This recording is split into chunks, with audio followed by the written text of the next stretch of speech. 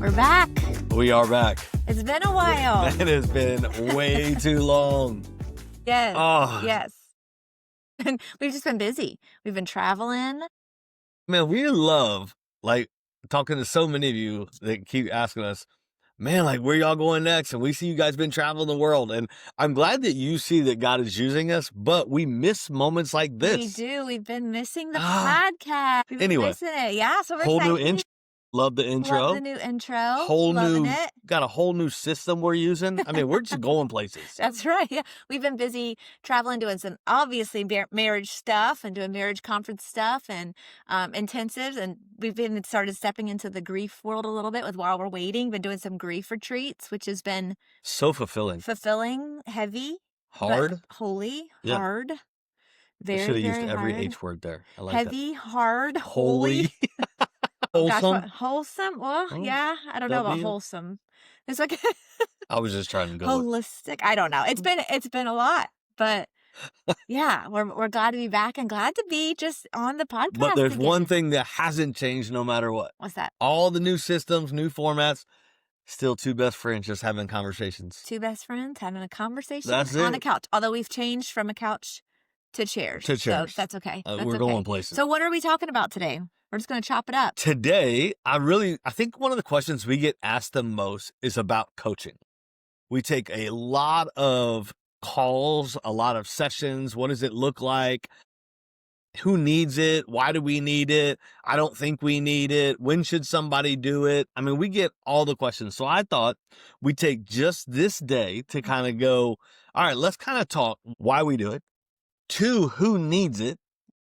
And 3, what a session really looks like. Because I think not knowing creates the fear, right? It's like the fear of the unknown.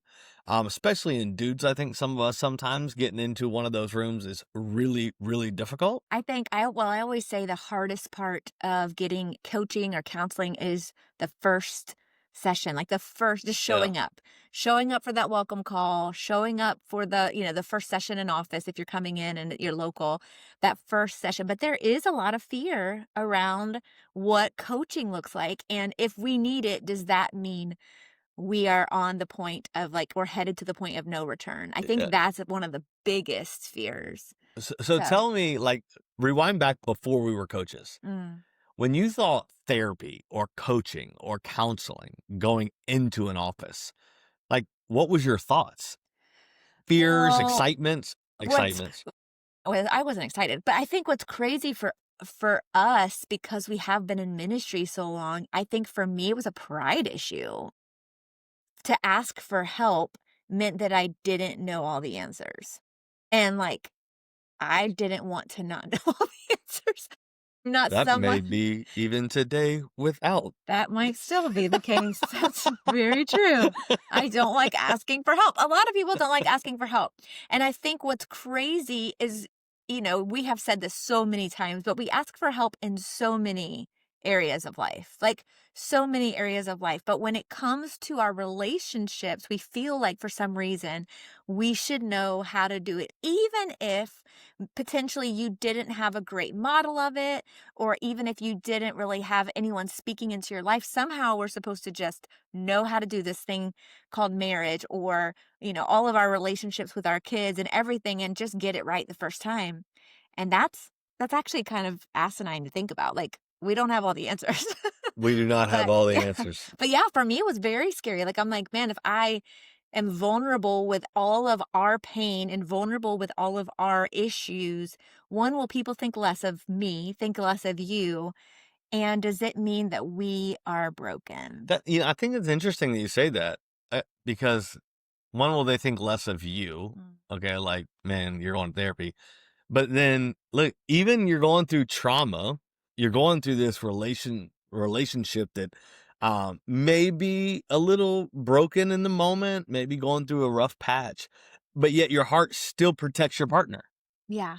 I don't want people to think less of me, but I also don't want them to think less of you. Absolutely. So you'll go through this brokenness, not getting help, not getting whole, so that you can protect your image and your partner's image Meanwhile, you hate what's happening between the walls. Right. And It's crazy. everyone knows the definition of insanity is doing the same thing over and over again and expecting new results, right? But we do that all the time. We just think, "Oh, it'll get better." Oh, "Oh, that's not that big of a deal." Because not only is it brokenness, sometimes it's just like sticky points in Yeah. our relationships, that it would be so beneficial just to have a third party sit in and help. I know one of mine, like, I always think, even to this day, man, I'm not gonna go tell some dude my stuff. He's got no idea what my life is like. He's got Mhm. no idea how I live. We have nothing in common.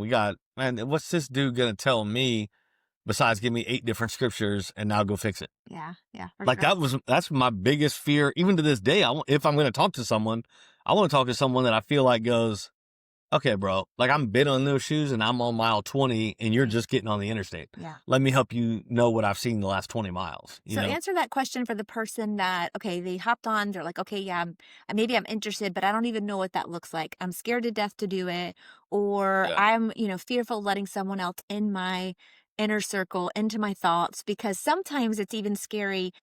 We battled our thoughts a lot of times up here, right? But it almost feels more real when we actually put words to it. Like when Yeah. I finally start talking about it, it means that this issue or this sticky point in our relationship is actually a struggle. You, when it comes to the uh, fear portion of it, I think we fear telling people because if you tell your family, somebody takes sides. Yeah. Right now, we create a division in the home. If you tell your friends, now they're going to look at your spouse a certain way. Right. You tell your pastor, well, now is he preaching every message at my husband or Yeah. at my heart? You know what I mean? Like, is everyone against me because I shared my secret?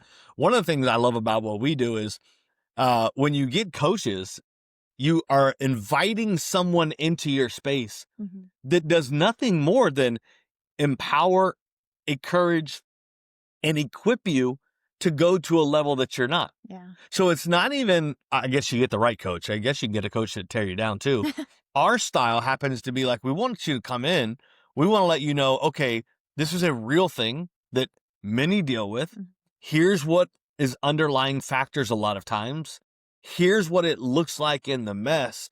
But here's the 3 or 4 tools that you can go home this week and begin to dissect, to break down that issue and that trauma so that you guys can now thrive to go to a different level. That's totally different when you have somebody in your corner like that who's walking the Yeah, journey. you know what I think about when you talk about talking to your friends or, talking to your family? Obviously, like, one, we're supposed to leave and cleave, right? So when we tell our family, it can definitely cause division between us because No doubt. obviously, typically a parent or whatever is going to take the side of their child. So that can be really dangerous. Secondly, when you go and I tell, actually think my parents might take your side. they I, probably would. They probably they'd would. be like, I love you, son. That's right. I'm sorry. But then, like, when I think about, like, going to your friends, that you picture, like, the old saying of going to the water cooler, talking about whatever. And so often I've been in circles, and potentially you have if you're watching, where, you're at work, you're at a friend group, you're at a dinner, and all of a sudden the tone changes and all of the women are talking about their husband's faults. Mm, And they're talking about, man, I wish my husband did this. Man, I wish this wasn't the case in our marriage. Man, I wish he would change XYZ. And it mm. becomes something so volatile and so toxic instead of like life giving, instead of empowering, instead of encouraging. And so I think sometimes when you think of coaching, you could think, man, well, I don't want to go and bash my husband. And so often in our room, we'll have a spouse go, I don't want to throw them under the bus All the time. all the time, Yeah. like literally almost every other You're in the session. coaching office to get help and you want to establish, hey, I'm not doing anything to throw my. Which is sweet and tender and amazing that you would be so cautious of your spouse's heart. But when you're in a different environment and you're just hashing out all your feelings with your friends, it can often do the exact opposite. Mm. And we want to get it out. We want to talk to somebody. We want someone to help us process it. But are you taking it to a person that's capable of not only holding it confidentially and well, but are they able to give you good tools and good guidance to Yeah. get better? Because we would never go to the homeless guy on the corner and ask him financial advice. right? We wouldn't do that. And yet sometimes we ask people for advice, or we share the darkest parts of our stories with people that we wouldn't necessarily want to model our relationship after. Maybe you do. And maybe you have a friend that has a beautiful, beautiful relationship and marriage, but often we're opening up and being vulnerable and kind of spilling the tea on our marriage with people that we don't necessarily even want to model our relationship after. Mm. Yeah, then you're kind of stuck just going like, okay, well, I just talked about him. Yeah. Well, we'll just go back to And they're normal. like, yeah, girl, you're right. You're I right. That's awful. Man, I can think about on construction sites, the water cooler is a real thing, Yeah. and guys are all saying the same thing, you know what I mean? And it's like, yeah, that is kind of just it breeds unhealth because there is no healthy response coming at me. Right. Like, yeah, but this is how you take it to another level. Okay, great. So, what if the homeless guy in the corner was a financial like I mean, he guru totally could be. I'm that not ran into doing, hard times? I mean, yeah, no downplay, I'm not putting down the guy on the corner. I'm just You said saying we would never, and I I'm would saying we might. potentially not go finding or seeking advice from him. I'm just saying Okay, when it comes to it's just a random thought. just a I feel bad for that guy. Like my heart hurt for that sorry. guy. You don't want to be out there, you know? Yeah. I Um, don't know him. okay, so that's why. Now let's talk about who.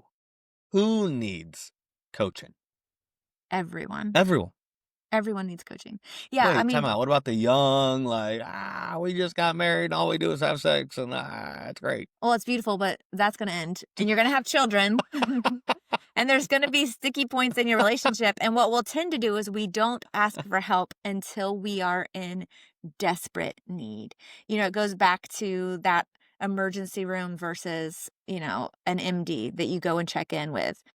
If we don't have someone that we can go to and say, hey, something's not feeling just right. We kind of want to work on XYZ, or we can wait until things are chaotic Mm, and stress filled. And then we rush to the emergency room to figure out what this life altering scenario looks like. yeah. And we wait until things are so detrimental to actually seek help when we could be getting help all along. Yeah, I just got this new direct primary care physician. Shout out No, Dr. direct Solomon. care provider. Direct care provider. That's his title. Yes. Dr. Hassan. Shout out. Shout out. This podcast sponsored by Dr. Hassan. Your No, direct it's not actually. Maybe it could be. It could be, but it's not. Come on, doc. So I just got him and I love it because I'm able to text him. I go see him. He preemptively is doing things like, okay, I see this as a trend. Let's do this. Let's Yeah. try this. Let's work on this. Kurt, you need to lose weight here. That's basically his solid answer. Just lose weight. So anyway, it's kind of all this stuff. And it is stopping me from getting to the ER. I love that illustration. And, if you think about, I'm doing that in my health. I've sought guys for financial advice. I've sought guys for ministry advice on how to lead an organization. I have sought guys, a golf coach. I have sought guys all along my journey in whatever season of life I'm in. I have sought guys to help me create a base and a foundation so that I could be the best of my ability in that position. Right.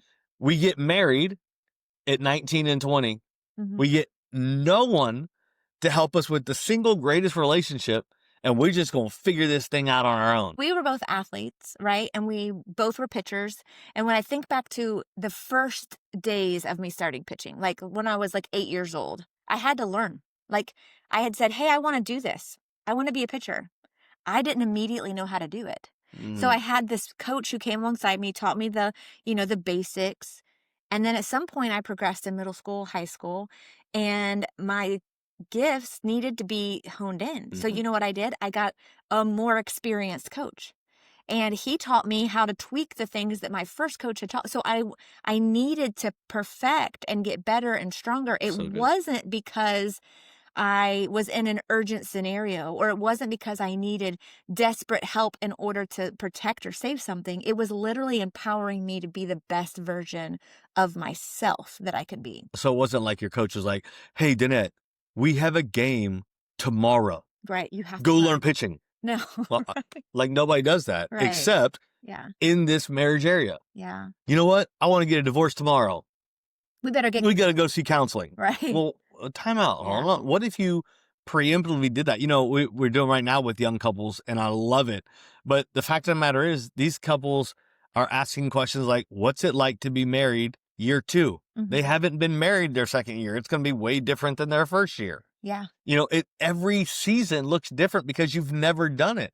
So you take this concept of, yeah, but we dated. We were the greatest daters. We never fought. It was wonderful.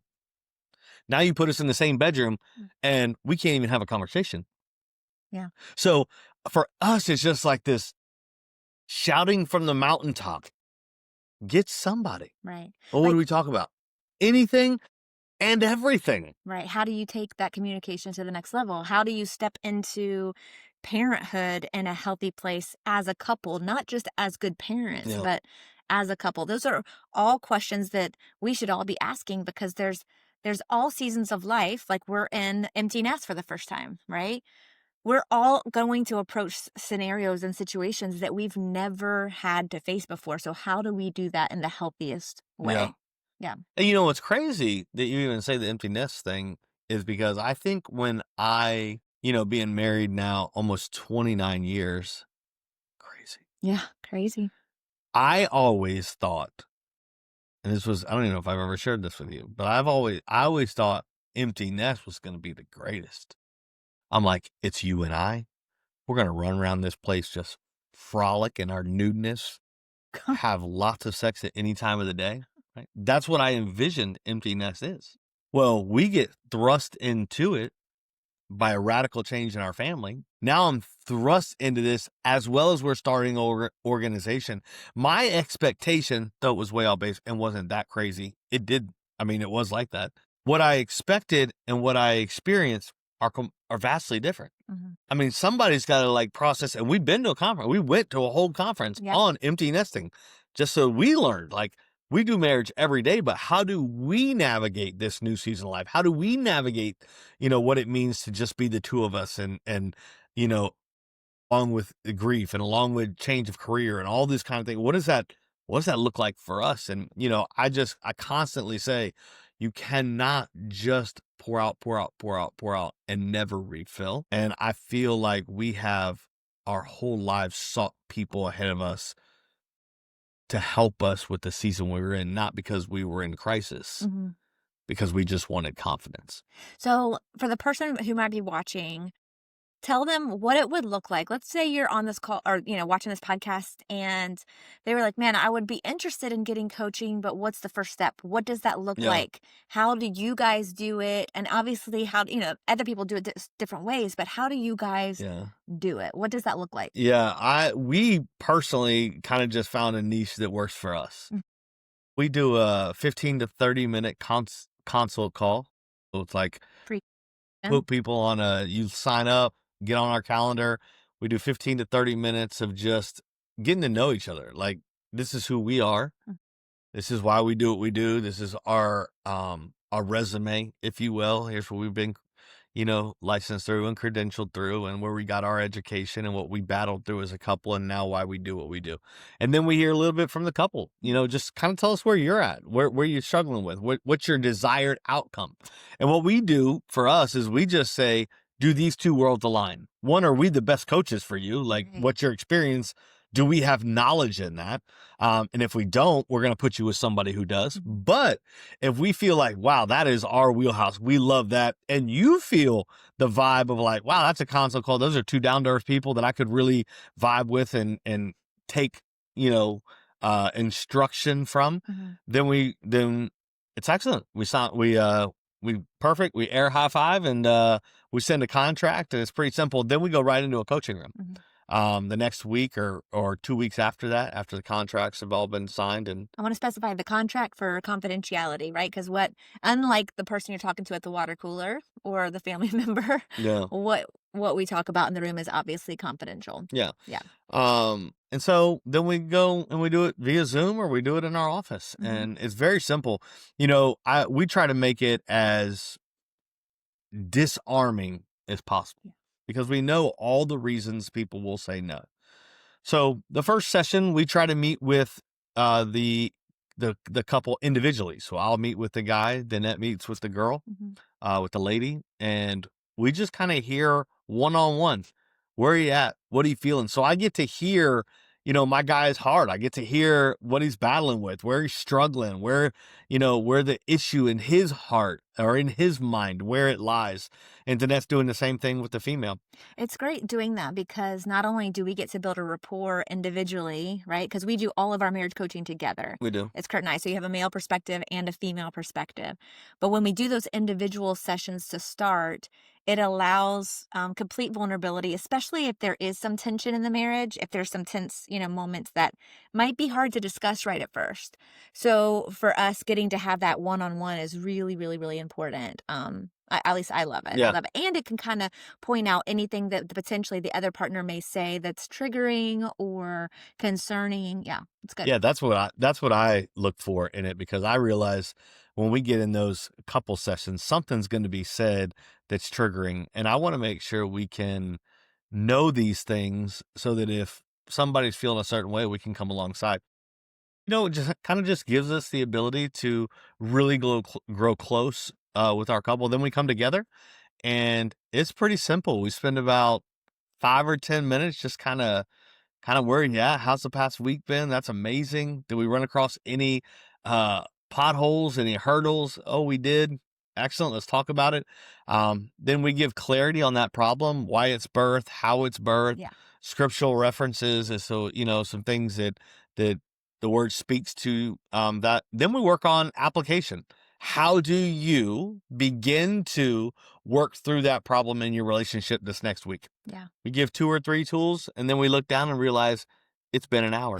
It's a little different than like your typical counseling. Coaching is a little different in the aspect that we definitely will talk about past. We'll talk about some past traumas, past issues, but instead of being more trauma focused, because that's not what we do. We're not counselors or licensed therapists. We're coaches.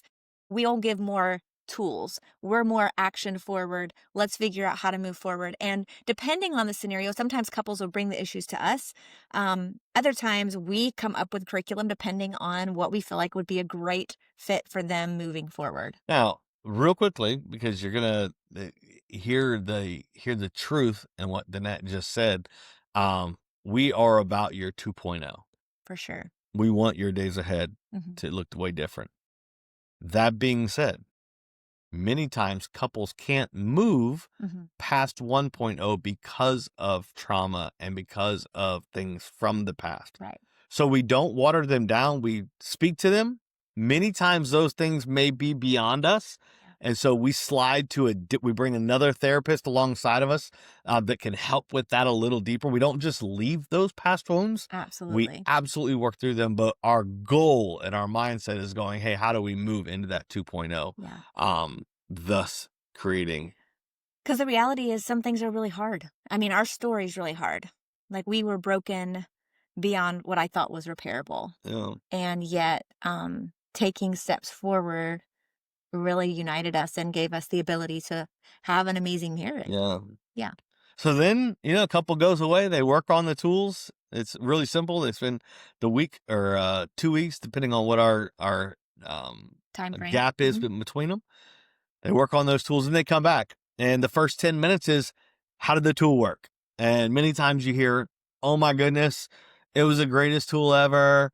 We did more talking than ever. It was wonderful, and that's what we hear. And those are great. And we're like, excellent. Now let's build upon that. So let's talk about how we take that to another level. How do we create more emotional intimacy? How do we undergird that, right? And then we give 2 or 3 new tools for you to work on the next week. And then you go. But there are cases when we hear, Kurt, we did that tool and we got in the biggest fight we've ever been in. And it did not work. That tool's terrible. Now, what we know is the tools work. We know that. Yeah. They work. But what happens many times is that's the underlying issues that make the tool hard. So what we do is we don't just go, oh, that tool is terrible. Okay, great. Let's not do that. Let's move on to something else. No. We're going to find out, okay, why was it bad? What did it trigger? What wound did it touch? Let's heal that. And then let's continue to work on the tool. Yeah. The tool works and you have to have that tool in your bag, but we need to find out why that tool isn't working for you? It's also, it's just very similar to like going back to the gym for the first time, especially if you haven't worked out in years. It's going to be a little, sore those first few exercises, those first few things that you're wanting to do to get back in shape as you're trying to mold and get your marriage back in shape. There's going to Mm, possibly be some pain points that we have to work through in order to move forward. It doesn't mean you stop just because it hurts. It means you got to work through it. When I was 12 years old, I had a massive knee surgery, and I'll never forget going to physical therapy the very first time. And they had me doing things, they had me like doing one legged squats on a little like trampoline. I'm like, I don't think I could do this with a healed knee. And it was so painful. And I remember the physical Wait, can you do a therapist. one-legged squat now? I don't think I could. We're gonna No, try that. no, When this good. session's over, we're I'll gonna, let you try it. since it's sponsored by Dr. Hassan, Oh, we'll do okay. it. So I'll never forget the physical therapist telling me, unless you keep moving it through the Mm, pain, it's not going to heal. Like, you have to use the muscles, you have to force yourself to work through the pain in order for that mobility to return. So, like, if we want flexibility and great communication and great intimacy, all of the things that we want, friendship, all the things we want in a marriage, if there's a point of pain that we don't get past, we've got to figure out how to work yeah. past. And we want to help come alongside in Can't that bury way. it. Can't bury it because No, it will find its way out. that's right. So yeah, that's pretty much coaching in a nutshell. Mhm. We love it. Newly married, long time married. We have couples and all over the range all over the spectrum. Yeah. Of just how many years, what's the scenario, and we just want to continue to be mouthpieces Mhm. that no matter where you're at in your relationship, invest in it now. The investment that you make now will reap a harvest when. Yeah. Gotta believe it. That's Gotta believe in it. So don't wait. That's just what if Kurt and Denette aren't in the style, find somebody Find who is. somebody. That's what we tell people all the time. Find those people Find that work for somebody. you. Yes, absolutely. Absolutely. Because we're not for everybody. We're not. That's okay. We should be. But there should be somebody Yeah. in your life, somebody in your circle.